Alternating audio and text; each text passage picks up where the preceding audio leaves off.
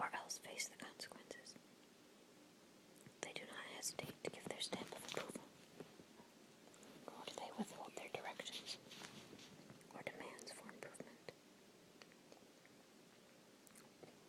Like seasoned, stalwart umpires, supervisors will set their jaw and make the call on anyone who steps up to bat. They even feel obligated to do so, and they're sometimes surprised when others don't seem grateful for their judgments. Side note on that cracks me up, because why would we be? Anyway, moving on. Supervisors abound, comprising at least 10% of the population. Highly materialistic and concrete, ESTJs believe the table of particulars and the manual of standard operating procedures are what count, not speculation and experimentation, and certainly not fantasy.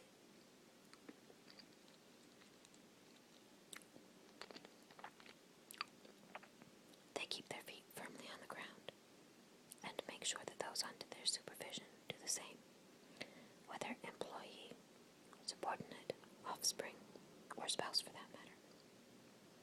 If others wish to fool around and daydream, fine, as long as they do it on their own time, which means after the job is done. But if they fritter away their time while on duty, they should not be surprised when the supervisor calls them on the carpet. The top sergeant will not put up with such nonsense.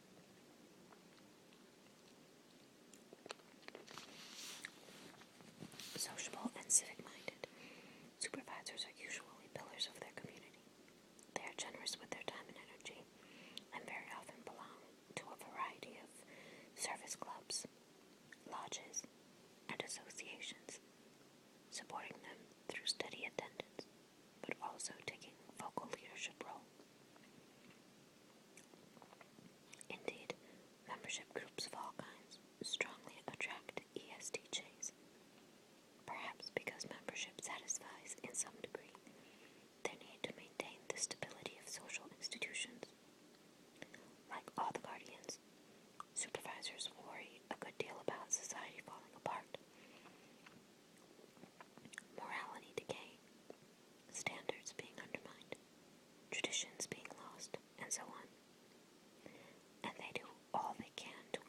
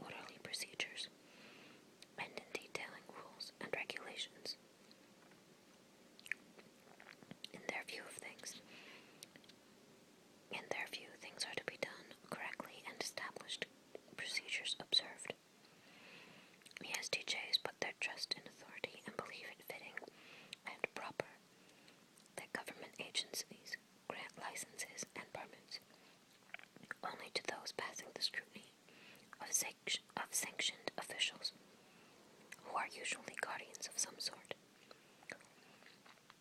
ESTJs are comfortable evaluating others and tend to judge how a person is doing in terms of his or her compliance with rules and procedures. They may, at times, be abrupt with those who do not follow the rules correctly, or who do not pay sufficient attention to those details that will get the job done right. This type finds success in many occupations, which require a high degree of dedication and discipline. Corporate law, politics, police work, military service, and most especially business. The world of business is the ESTJ's natural habitat. They follow routines well, are neat and orderly, are punctual themselves, and expect others to be so. They are loyal to their institutions, are unbelievably hardworking in their jobs, and the bright ones frequently rise to positions of responsibility in their company or firm. And yet, no matter how successful they become, supervisors are always looking for ways of improving themselves. Taking night classes, attending seminars, reading professional journals, listening to instructional tapes, and so on.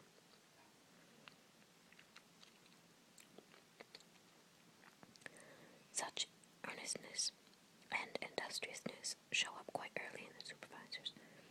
They are dependable and dutiful almost from infancy, and they usually respect their parents whether or not their parents have earned it.